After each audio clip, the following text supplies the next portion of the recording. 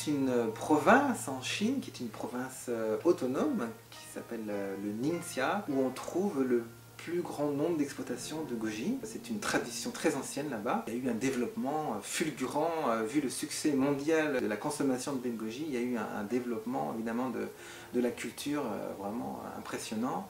D'ailleurs, le prix sur place s'est multiplié également de façon impressionnante depuis une dizaine d'années. Mais ce qu'il faut savoir, c'est que c'est là qu'on trouve le plus grand nombre de cultures intensives, d'exploitations qui représentent des centaines et des centaines de milliers de pieds. Et donc nous, à l'association Clé de Santé, quand on vérifie la qualité d'une baie de goji, de la baie de goji qui vient du Ningxia, on trouve vraiment des résidus de pesticides quasiment systématiquement, malheureusement. Il y a certainement des exploitations au Ningxia qui sont plus traditionnelles, où on trouve de la qualité, mais qu'on me les montre, qu'on me le prouve. Alors qu'est-ce que ça fait le pesticide sur le corps? C'est un effet cumulatif, c'est-à-dire à la fois ce qu'on ingère dans la nourriture, ce qu'on respire, ce qu'on boit.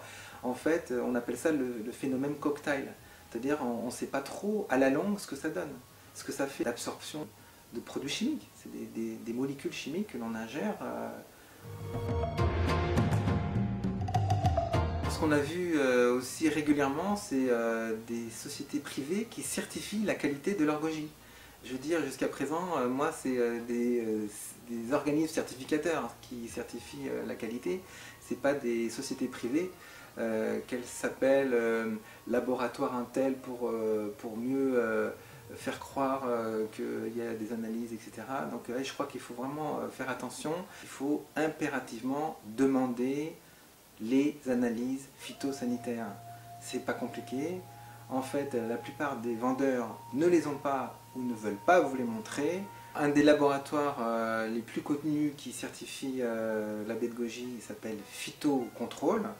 Elle est d'ailleurs accréditée EcoCert. Alors le vendeur de baie de goji n'a pas forcément sur lui les analyses, mais demandez au moins à les consulter quelque part et prenez les coordonnées du laboratoire d'analyse pour vérifier par vous-même ou éventuellement me communiquer des renseignements afin qu'on puisse vérifier, parce que nous avons justement donc créé une association qui s'appelle l'association Clé de Santé, qui réunit les personnes qui ont envie d'avoir une information fiable sur la baie de goji.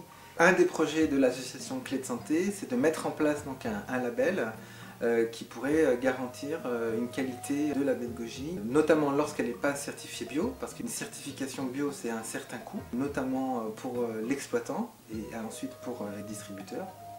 Donc en attendant la création du label, donc, il existe une marque qui quand même garantit une certaine qualité qui est Sungreen. Donc chaque lot est analysé et les analyses sont toujours disponibles pour nos consommateurs. Il y a eu effectivement une enquête réalisée par des journalistes du magazine Que Choisir sur justement la présence de résidus de pesticides dans la baie de goji. On les remercie parce qu'effectivement, malheureusement, la baie de goji qu'on trouve dans le commerce en France actuellement renferme malheureusement souvent trop de résidus de pesticides.